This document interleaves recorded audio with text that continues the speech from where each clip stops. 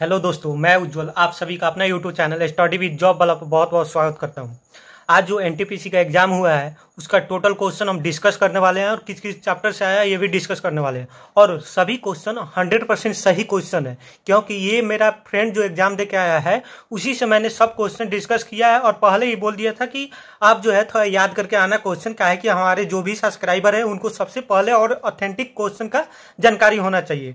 तो इसलिए आप लोगों के लिए मेहनत करके मैंने पूरा क्वेश्चन को एकत्रित किया है और सभी को आपको बताने वाले हैं कि हाँ कौन कौन से पार्ट से ज़्यादा क्वेश्चन आए और किस किस टॉपिक से ज़्यादा क्वेश्चन आए। तो उन सभी क्वेश्चनों को आज डिस्कस करने वाले हैं और देखने वाले हैं। ठीक है, तो आप लोग बने रहिए आखिरी तक और देखिए सभी क्वेश्चन को। सबसे पहले तो मैंने बता दूं कि मेरा जो फ्रेंड है वो कितना क्वेश्चन अटेम्प्ट किया है। तो उसने जो है ना 90 क्वेश्चन अटेम्प्ट किया है, क्योंकि क्वेश्चन का लेवल कुछ ज़्यादा हार्ड नहीं था, इजी टू मॉडरेट बोल सकते हैं। तो उसने 90 क्वेश्चन जो है अटेम्प्ट किया है। ठीक है, और उसके अनुसार जो है ना क्वेश्चन का लेवल मॉडरेट टाइप का था, इजी टू मॉडरेट था, कुछ खास नहीं था। तो उसने 90 किया है, यानी कि मेरा मानना है ना अगर आप 80 से 90 क्वेश्चन अटेम्प्ट करते हैं ना वो सही रहेगा। तो देखिए पहला क्वेश्चन उसने बताया है कि बाबरनामा का जो है उसका लेखक के नाम पूछा है। ठीक है, उसके बाद बताया कि रणथंभौर जो है, रणथंभौर टाइगर रिजर्व वो किस राज्य में है। तो राजस्थान में आप सभी जानते होंगे कि रणथंभौर जो टाइगर रिजर्व है वो राजस्थान में है। उसके बाद उसने आर्टिकल 32 के बारे में बताया कि आर्टिकल 32 से क्वेश्चन था कि आर्टिकल 32 में क्या है। तो इसमें जो है ना संवैधानिक उपचार के बारे में दिया गया है आर्टिकल 32 में। और एक क्वेश्चन था नुआखाई जो फेस्टिवल है ना, ये नहीं कि किस राज्य में मनाया जाता है, इससे ये क्वेश्चन बहुत अच्छा था कि किस मंथ में मनाया जाता है, यानी कि नुआखाई जो फेस्टिवल है वो किस मंथ में मनाया जाता है वो चीज़ पूछा है, ना कि आपको पूछा है कि किस राज्य में मनाया जाता है। उसके बाद आर्टिकल 200 से एक क्वेश्चन था, यानी कहने का मतलब जो है ना कि देखिए आर्टिकल से अच्छा खासा क्वेश्चन आ रहा है। तो इसलिए आप लोग आर्टिकल पूरे अच्छे तरीके से पढ़ के जाइएगा, क्योंकि आर्टिकल से क्वेश्चन अच्छा खासा रह रहा है। और आर्टिकल 200 में जो है ना वो राज्यपाल से संबंधित है। ठीक है, आर्टिकल 200।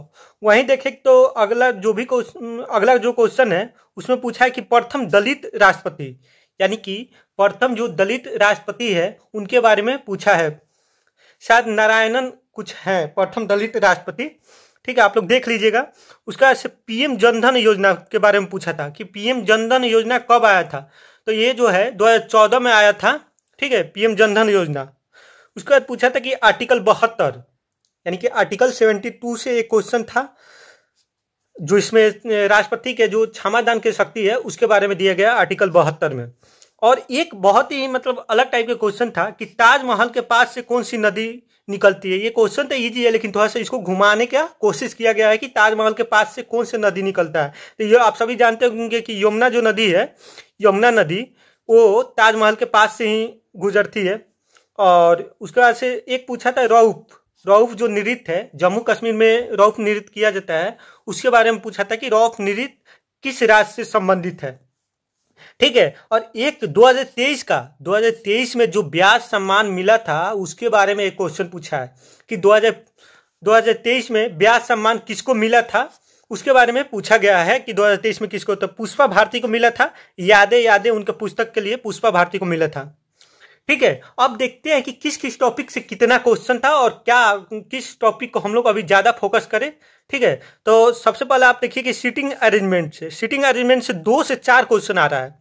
ठीक है, तो आप लोग जो है ना जो भी एग्जाम देने वाले हैं ना, ये नहीं कि स्टार्टिंग में ही गए और सीटिंग अरेंजमेंट का क्वेश्चन आया तो उसको अटेम्प्ट कर लिए, नहीं, उसको सेकेंड राउंड में सोल्व करना है, क्योंकि सीटिंग अरेंजमेंट का भी क्वेश्चन एक ही नंबर देगा आपको, लेकिन वो टाइम लेगा, मिनिमम आपको 2 मिनट समय लेता है सीटिंग अरेंजमेंट, इसलिए इसको आखिरी के लिए हम लोग छोड़ेंगे।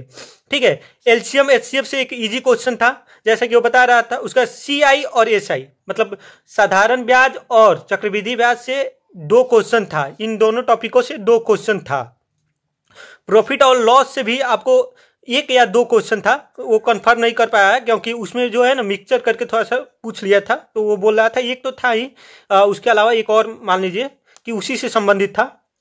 ठीक है, और देखिए सबसे बड़ी बात जो है ना, करेंट अफेयर की 8 क्वेश्चन आए थे, यानी कि करेंट अफेयर के जो वेटेज है लगभग ठीक ठाक रह रही है, यानी कि 10 क्वेश्चन से के आसपास करेंट अफेयर रह रहा है। तो उसने बताया कि 8 के आसपास करंट अफेयर का क्वेश्चन आया था। वहीं देखे तो एक नया चैप्टर देखने को मिला है, प्रोबेबिलिटी। नया चैप्टर नहीं है लेकिन रेलवे एनटीपीसी के लिए नया है, क्योंकि इससे बहुत कम क्वेश्चन पूछता है, लेकिन इससे भी एक क्वेश्चन पूछा था प्रोबेबिलिटी से।